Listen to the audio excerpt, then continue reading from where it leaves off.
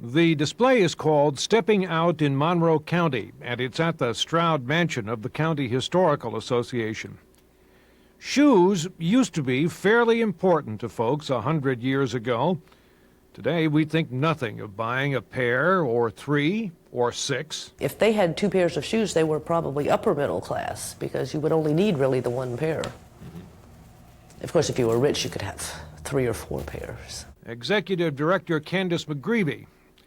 She did some research putting this display together and found that manufacturers of shoes used to promise a lot.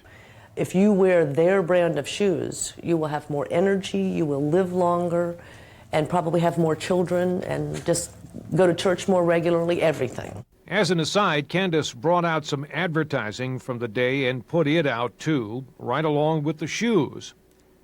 In ads, Mapes Manures promised 500 bushels of potatoes from 1 acre.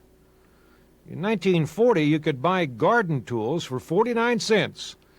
Those a little better cost 98. The newspapers back then stood head and shoulders above everything when it came to communication. The newspaper was really the form of communication. If it wasn't in the newspaper, it didn't happen. Right.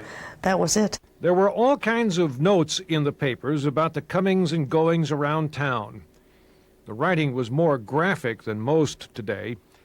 Here's a story about John Zimmerman, who met a terrible death on the Lackawanna Railroad. He was hit by a milk train. They put in a lot of detail. It is interesting, I think, to go back over time and look at how we viewed things. What we saw is important, what we wore, and why. And there are always a few surprises. Some good ideas that were hot but chilled over time. A ceramic water bottle for your feet. I think it's brilliant. I can't understand why we don't still have them. Maybe they were before their time back then, in the good old days. I'm Mike Stevens, News Watch 16 on the Pennsylvania Road in Stroudsburg.